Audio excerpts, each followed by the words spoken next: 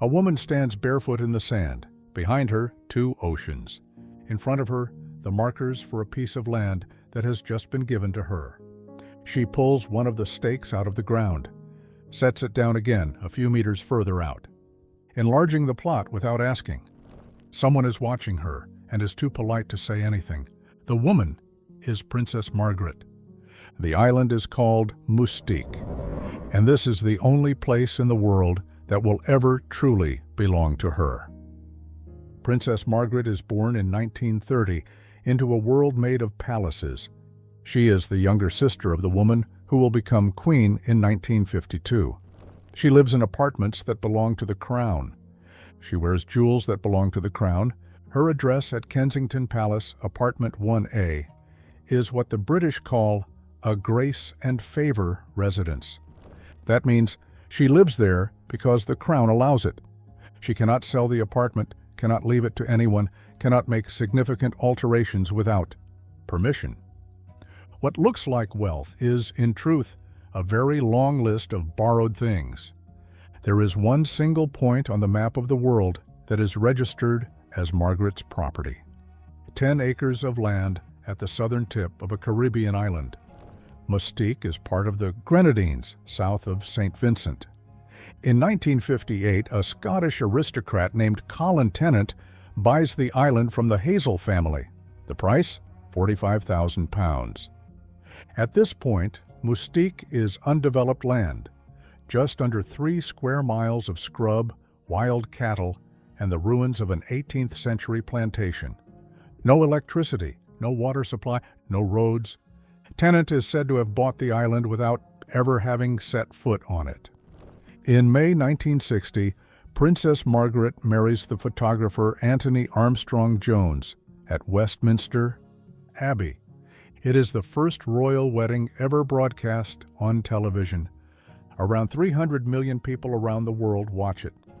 The honeymoon takes the couple on a 6-week voyage through the Caribbean aboard the Royal Yacht Britannia. Lady Anne Tennant is a close childhood friend of Margaret. She had been one of the maids of honor at the Queen's coronation in 1953. On this trip, the Snowdons stop on Mustique to visit the Tennants. Tennant receives them. There is no proper accommodation, no electricity, no running water. People shower from a bucket with holes punched in the bottom, hung from a tree. Tennant offers Margaret a choice of wedding present, something small in a box or a piece of land on Mustique.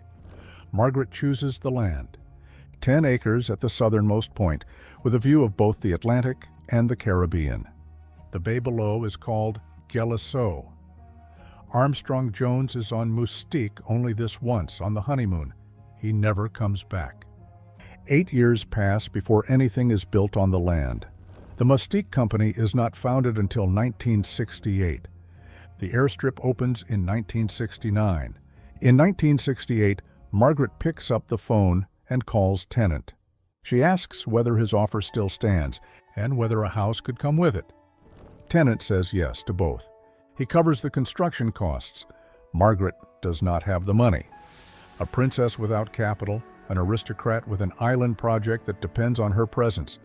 That is the unsentimental mechanics of this gift.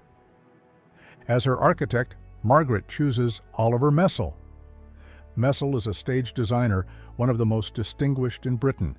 He has worked for Glyndebourne, the Royal Opera House, and Sadler's Wells. He has designed rooms at the Dorchester Hotel in London, and he is the uncle of her husband. Through Snowdon, that makes him her uncle by marriage as well. Since 1966, Messel has been living permanently in the Caribbean for health reasons.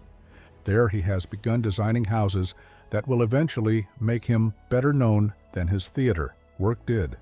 Over the years, he builds around 26 houses on Mustique and Barbados, until his death in 1978. For Margaret, he does not design a palace. He designs an ensemble of separate pavilions, a main building with an entrance hall, living room, dining area, and bar, a separate master pavilion with its own pool, further bedrooms in their own wings, 5 bedrooms in total on a private peninsula. Materials: pale coral stone, coral stone balustrades, vaulted cedar ceilings, whitewashed walls, plantation shutters in sage green.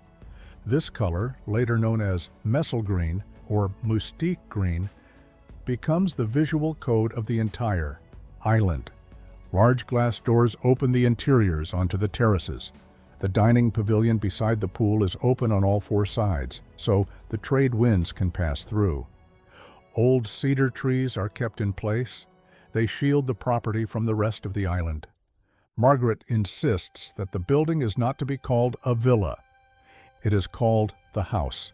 She names it Le Jolie Eau, the beautiful water, and her bedroom is painted orange, not beige, not restrained. Orange, a color that would have been unthinkable in any of her royal interiors in London. The main building is finished in 1972. A staff house is added, where a butler, a cook, a gardener, and housekeepers live year-round. A separate room is reserved for the officers from Scotland Yard. The world of the crown travels with her here too, but it travels into a house that belongs to Margaret. Margaret comes twice a year, in October or November at the end of the hot season, and in February when London is at its darkest. On Mustique, there are no courtiers, no engagements, no scheduled appearances. She swims every day. She has breakfast in bed for 2 hours. She reads. She plays the piano. She insists, even here, on being addressed as ma'am. Nobody sits down at the table before she does. The protocol travels with her. But on this island, it carries differently, like a personal style, not a corset. In September 1973, she meets Roddy Llewellyn at the Café Royal in Edinburgh, introduced by Anne Tennant. Margaret is 43. Llewellyn is 25. They become a couple almost immediately. Mustique becomes the setting for this relationship. Llewellyn helps design the gardens at Le Jolie Eau. In these years, Margaret returns to the island more and more often. Her marriage in London has been fragile for years. In February 1976, a paparazzo photographs Margaret and Llewellyn on the beach on Mustique. Llewellyn is wearing a pair of swimming trunks with a Union Jack pattern. The news of the world prints the pictures. What had been designed as protection, a private island with its own security, has been broken. On March 19, 1976, Buckingham Palace announces that Princess Margaret and Lord Snowdon will be living apart. On the 11th of July, 1978, the divorce is finalized. It is the first divorce in the inner circle of the royal family since Henry VIII. In Parliament, Margaret is called a royal parasite. Le Jolie Eau, the place she could disappear into, is now the place that has exposed her. Margaret keeps the house after the divorce. It is unambiguously hers. She continues to come twice a year. In the 1980s and 1990s, Mustique becomes the place that the world today associates with the island. Mick Jagger builds a house here, on her recommendation.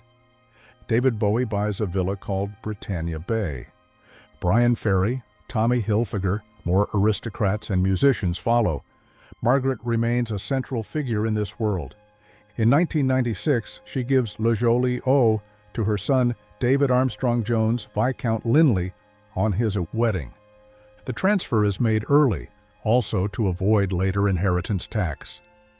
In 1998, Margaret suffers a mild stroke during a stay on Mustique. On a later visit, she scalds her feet on hot water. She never fully recovers.